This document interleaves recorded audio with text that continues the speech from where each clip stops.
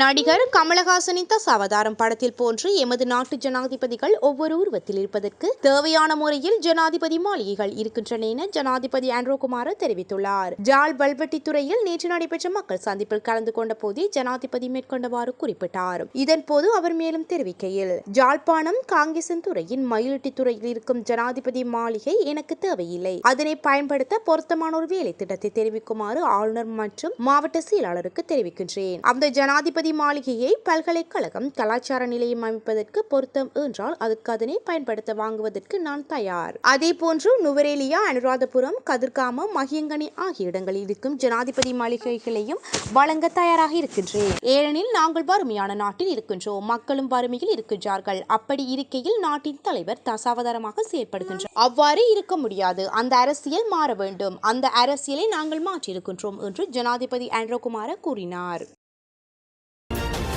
2025ஆம் ஆண்டின் ஜனவரி மாதத்துக்குள் 2,53,000 சுற்றுலா பயணிகள் இலங்கைக்கு வருகை தந்துள்ளனர். ஜனவரி மாதம் ஒன்றுக்குள் இலங்கைக்கு வருகை தந்த அதிகூடிய சுற்றுலா பயணிகளின் எண்ணிக்கை இதுவாகும். இதற்கு முன்னதாக ஜனவரி மாதம் ஒன்றுக்குள் அதிகூடிய சுற்றுலா பயணிகளின் வருகை தந்த ஆண்டாக 2018 பதிவாகியிருந்தது. குறித்த 2018ஆம் ஆண்டின் ஜனவரி மாதம் 2,38,000 சுற்றுலா பயணிகள் இலங்கைக்கு வருகை தந்துள்ளனர். அத்துடன் வருடம் ஒன்றுக்குள் அதிகூடிய சுற்றுலா பயணிகளின் இலங்கைக்கு வருகை தந்த வருடமாக 2018 பதிவாகியுள்ளது. கடந்த 2018ஆம் ஆண்டில் 2.5 மில்லியனுக்கு அதிகமான சுற்றுலா பயணிகள் இலங்கைக்கு வருகை தந்திருந்தனர். அதன் பின்னர் இலங்கையில் நடைபெற்ற உயிர்த்த ஞாயிறு தாக்குதல் சம்பவம், கோட்டபாய ஆட்சியில் நாடு எதிர்கொண்ட வங்குரோத்து நிலை என்பன காரணமாக சுற்றுலா பயணிகளின் வருகை வீழ்ச்சியடைந்திருந்தது.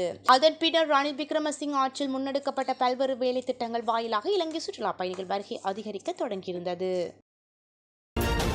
இனவாதத்தை பரப்புவோருக்கு எதிராக சட்டத்தை கடுமையாக நடைமுறைப்படுத்துவதாக ஜனாதிபதி ஆண்ட்ரோகுமார திசாநாயக்க தெரிவித்துள்ளார்.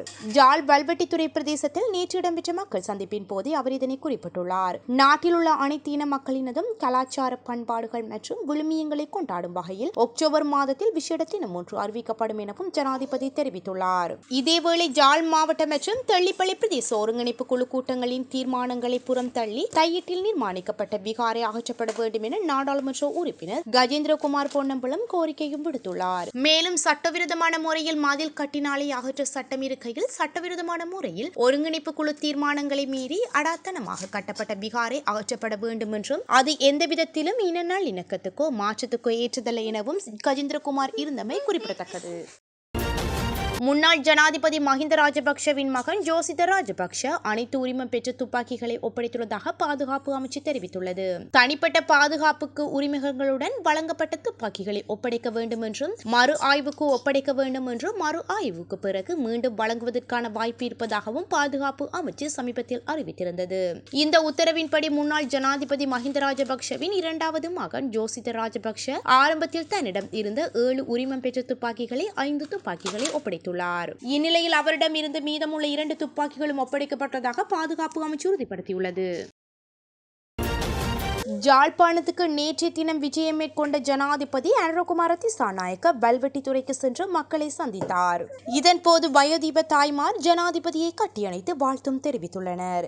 இது குறித்த புகைப்படங்கள் வெளியான நிலையில் சமூக வலைதளங்களில் பலரும் பல்வேறு கருத்துக்களை பதிவிட்டு வருகின்றனர். ஜாழ்ப்பாண விஜயத்தின் போது ஜாழ் மாவட்ட செயலகத்தில் நேற்று நடைபெற்ற ஜாழ்ப்பாணம் மாவட்ட ஒருங்கிணைப்பு குழு கூட்டத்தில் கலந்து கொண்டுள்ளார். இதன்போது மக்களின் காணிகள் மக்களுக்கே சொந்தமாக வேண்டும் என்றும் வடக்கில் நிலவும் காணி பிரச்சினை குறித்து மீளாய்வு நடத்தப்பட்டு விரைவில் காணிகளை மக்களிடம் திருப்பிக் கொடுக்க நடவடிக்கை எடுக்கப்படும் என்றும் ஜனாதிபதி ஆண்ட்ரோகுமார திசாநாயக்க தெரிவித்துள்ளார். அதேவேளை இலங்கை தமிழரசு கட்சியின் முன்னாள் தலைவர் மறைந்த மாவி சேனாதிராஜா பூத உடலுக்கு நேரில் சென்று ஜனாதிபதி ஆண்ட்ரோகுமார அஞ்சலி செலுத்தியிருந்தமையும் குறிப்பிடத்தக்கது.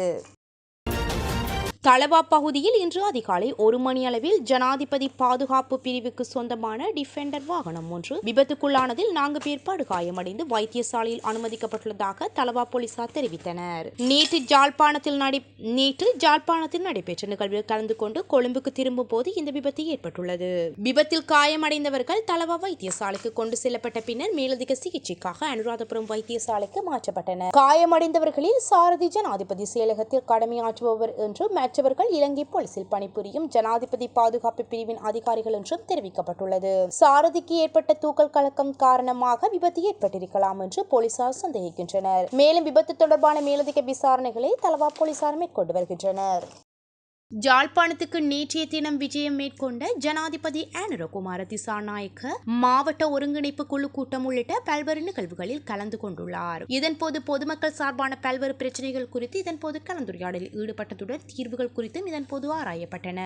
இந்த நிலையில் ஜனாதிபதியின் யாழ் விஜயம் தற்போது சமூக வலைதளங்களில் அதிகமாக பேசும் பொருளாக மாறியுள்ளது. குறிப்பாக ஜனாதிபதி வல்வெட்டித்துறையில் இடம்பெற்ற மக்கள் சந்திப்பின் போது கருத்து தெரிவிக்கையில் முன்வைத்த திட்டங்கள் மக்கள் மத்தியில் வரவேற்பை பெற்றுள்ளதுடன் சில சமூக வலைத்தள விமர்சனங்களையும் ஒரு சேரர் பெற்றுக் கொண்டுள்ளனர். நேற்றைய விஜயத்தின் போது ஒரு தாயார் ஜனாதிபதியை சந்தித்து தனது மகிழ்ச்சியை வெளிப்படுத்தியமை தொடர்பான ஒரு புகைப்படம் அதிக அளவில் பகிரப்படுவதுடன் சாதகமாக மற்றும் பாதகமான விமர்சனங்களையும் தோற்றுவித்துள்ளது. இது தவிர நேற்றைய தினம் ஜனாதிபதி உரையாற்றிக் கொண்டிருக்கும் போது பொதுமக்களை பார்த்து இது போன்ற ஒரு ஆட்சி நல்லதா இல்லையா என்று பொதுமக்களிடம் வினவிவிட்டு பின்னர் தமிழில் நல்லம் நல்லம் என்று கருத்துரைத்தமை இங்கு பலரின் கவனத்தை ஈர்த்துள்ளது. அத்துடன் தமிழ், சிங்களம், கத்தோலிக்க மற்றும் இஸ்லாம் பண்டிகைகளை தவிர்த்து இலங்கையர்களுக்காக ஒரு பண்டிகையை அக்டோபரில் கொண்டாட நான் வழிவகுப்பேன் என்பதும் அந்த பண்டிகையின் உள்ளடக்கங்களும் கூட இலங்கையர்களின் கவனத்தை ஈர்த்துள்ளது. குறிப்பாக சொல்ல போனால் இதுவரை நாட்களும் ஆட்சி செய்த அரசாங்கங்களும் ஆட்சியாளர்களும் தனித்தனி சமூகம், தனித்தனி உரிமை, தனித்தனி சலுகைகள் என்று அறிவித்து பிரித்தாலும் நகர்வினை கொண்டிருந்த நிலையில் தற்போதைய அரசு இலங்கையர்கள் என்ற ஒரே சமூகத்திற்காக பணியாற்ற காத்திருக்கின்றோம் என்று கூறியமை கைத்தட்டி நிச்சயமாக வரவேற்கப்பட வேண்டிய ஒன்றுதான். இருந்தாலும் இதன் முழு வெற்றி என்பது சொல்லில் அல்லாமல் செயலில் பிரதிபலிக்கும் போதுதான் தெரியும்.